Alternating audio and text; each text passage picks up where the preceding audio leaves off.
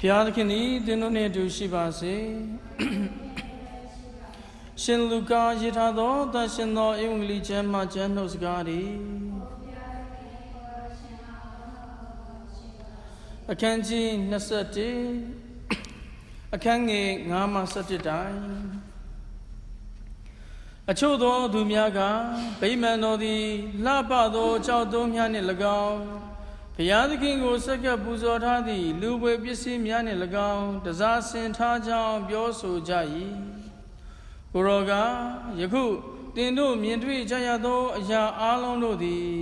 ကြောက်တုံးတုံးအပေါ်တုံးတင်၍မကြံရစ်သည့်တိုင်အောင်အလုံးပြိုပြက်သည့်နေ့များရောက်လာလိမ့်မည်ဟုမိန့်တော်မူ၏ထိုအခါသူတို့ကဆရာသခင်ဤရာများသည်မိသည့်အချိန်ကာလတွင်ဖြစ်ပျက်မည်နီဤသို့မဖြစ်မီမိသည့်နမိတ်လက္ခဏာများပေါ်ထွန်းမည်နီဟုမေးလျှောက်ကြလေ၏ကိုရောကလည်းသင်တို့သည်လှည့်ပြားခြင်းမခံရစေရန်သတိပြုကြလော့အကြောင်းမူကားများစွာသောလူတို့သည်ငါ၏နာမ၌လာကြ၍ငါသည်ခရစ်တော်ဖြစ်၏အချိန်ကာလလည်းနီးလာလေပြီဟုဆိုကြလိမ့်မည်ထိုသူတို့၏နောက်သို့မလိုက်ကြလေနှင့်သင်တို့သည်စစ်ပွဲများနှင့်ပုန်ကန်ထကြွခြင်းများအကြောင်းများကိုကြားရသောအခါထိတ်လန့်တုန်လှုပ်ခြင်းမရှိကြနှင့်အကြောင်းမူကားဤရာများသည်ပရမဦးစွာဖြစ်ပျက်ရမည်တို့ရာတွင်နောက်ဆုံးသောကာလသည်ချက်ချင်းရောက်လာလိမ့်မည်မဟုတ်ဟုမိန့်တော်မူ၏ထို့နောက်သူတို့အားမိန့်တော်မူသည်ကားလူမျိုးတစ်မျိုးနှင့်တစ်မျိုးနိုင်ငံတစ်နိုင်ငံနှင့်တစ်နိုင်ငံစစ်ဖြစ်ကြလိမ့်မည်နေရာရရတို့၌မြင်းကလင်းပြင်းစွာလှုပ်ခြင်းငတ်မို့ခေါင်းပါခြင်းနှင့်ကဲ့ယောဂများကြာရောက်ခြင်းတို့ဖြစ်ပေါ်လိမ့်မည်ကောင်းကင်၌လည်းကြောင့်မဖွယ်ရာနမိတ်များနှင့်ကြီးကျယ်သောအမှတ်လက္ခဏာများဖြစ်ပေါ်လိမ့်မည်ဤဒီကမြတ်သောဧဝံဂေလိနှုတ်ကပတ်တော်ပေသည်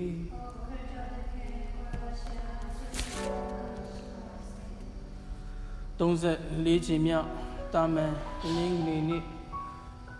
အသင်းတော်ပြက်ကလေးရဲ့နောက်ဆုံးသောရေတပတ်ကိုရောက်တဲ့အချိန်ကစပြီးတော့မှ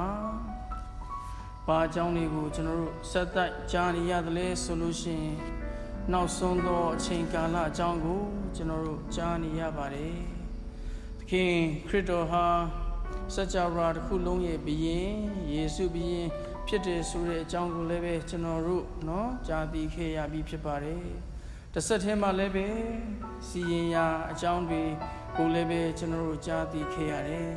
စင်ဆက်မပြတ်ကျွန်တော်တို့ဒီစီစစ်ကဲဖြတ်ခြင်းကိုကျွန်တော်တို့တွေ့ကြုံရမယ်ဆိုတာကိုလည်းပဲဇက်တိုက်ကြားလာနေရပါတယ်အဲ့ဒါနေကြော်ဖြတ်ပြီးသွားမှပဲကျွန်တော်တို့ဟာကောင်းကင်နိုင်ငံတော်ကိုရောက်မယ်ဆိုတာကိုလည်းပဲကျွန်တော်တို့သိရှိရပါတယ်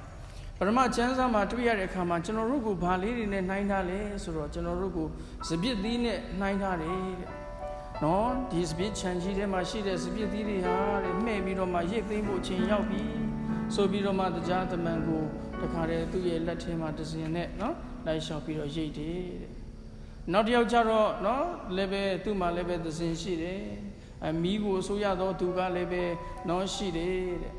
အဲ့တော့စုဆောင်းတဲ့သူတွေကစုဆောင်းတယ်နောက်ပြီးရှင်းလင်းသုတ်တင်တဲ့သူတွေကလည်းပဲရှင်းလင်းသုတ်တင်တယ်ဒီလိုစုဆောင်းပြီးသွားတဲ့အခါမှာလည်းပဲအံ့ဖွယ်ရာကောင်းတဲ့တစ်ခုကဘာလဲဆိုတော့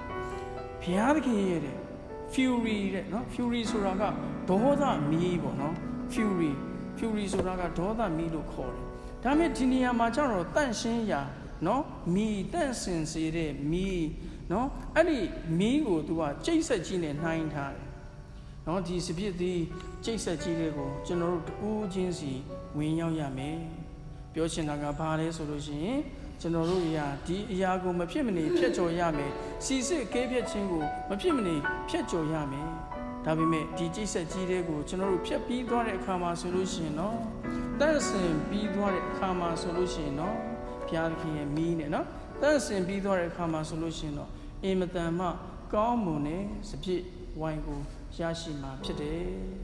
အဲ့တော့ ကျွန်တော်တို့ရဲ့နော်နောက်ဆုံးတော့အချိန်ခါသမီးရနဲ့ကောင်းကင်စားပွဲတော်ကြီးမှာကျွန်တော်တို့တွေဟာဒီလိုပျော်ရွှင်စွာနဲ့နော်တန်ရှင်းတဲ့ကောင်းမွန်တဲ့ရေသွေးပြည့်မီတဲ့ဝိုင်တော်တွေဖြစ်ပြီးတော့မှကျွန်တော်တို့ရဲ့ပျော်ရွှင်ရာအကြောင်းတွေလည်းဖြစ်မယ်ဆိုတဲ့နော်အကြောင်းကိုလည်းပဲကျွန်တော်တို့အဓိပ္ပာယ်ဖွင့်ဆိုလို့ရပါတယ်အဲ့တော့ဧဝံဂေလိကျမ်းစာကလည်းပဲကျွန်တော်တို့ကိုရှင်းပြနေပါတယ်သခင်ခရစ်တော်ကနေပြီးတော့အေးအချိန်ခါသမီးရကတဲ့ရောက်ပြီနော်သတိရှိဖို့သူကကျွန်တော်တို့ကိုနော်သတိပေးနေတယ်ဘယ်လိုမျိုးကျွန်တော်တို့အချိန်ခါမျိုးတွေမှာဒါမျိုးတွေကြုံတွေ့လာရမလဲဆိုပြီးတော့မှတပည့်တော်ကြီးတွေကမေးတဲ့အခါမှာကြတော့အေးနော်ငလျင်လောက်တာတွေကောမီးလောင်တာတွေကောချင်းချင်းခိုက်ရန်ဖြစ်တာတွေကောစစ်ပွဲတွေဖြစ်တာတွေကောအစရှိသဖြင့်မြောက်များစွာသောနမိတ်လက္ခဏာတွေကိုတွေ့ရှိရမယ်။ကောင်းကင်ကြီးကလည်းပဲထူးခြားသောအံ့ဖွယ်တွေဖြစ်မယ်တဲ့။ငါနောက်လိုက်တဲ့သူတွေနော်အချို့သော prophet အယောင်ဆောင်တဲ့သူတွေကလည်းပဲခရစ်တော်အမည်နာမနဲ့နော်ခရစ်တော်အမည်နာမနဲ့သူ့ရဲ့နောက်ကိုလိုက်ဖို့ဆိုပြီးတော့မှလည်းကြွေးကြော်တဲ့သူတွေနောက်ကိုမလိုက်ကြနဲ့ဆိုပြီးတော့မှလည်းပဲပြောပြထားတာကိုလည်းပဲကျွန်တော်တို့တွေ့ရှိရတယ်အဲ့တော့ထူးဆန်းတာတစ်ခုကဘာလဲဆိုတော့ဘာလို့တတိယစေလဲဆိုတပည့်တော်ကြီးတွေကနော်အေးသခင်ခရစ်တော်ကိုလာတိုင်တယ်နော်ဟေးဥမာသူတို့တွေကတဲ့နော်သခင်ခရစ်တော်ရဲ့အနောက်ကိုလည်းမလိုက်ဘဲနဲ့သခင်ခရစ်တော်ရဲ့အမိနာမကိုအသုံးပြုပြီးတော့နော်ကုသမှုတွေလုပ်နေတယ်တရားတွေဟောနေတယ်အဲ့တုန်းကသခင်ခရစ်တော်ကဘာပြောခဲ့သလဲဆိုတော့နော်အေးငါတို့ကိုမဆန့်ကျင်တဲ့သူတွေ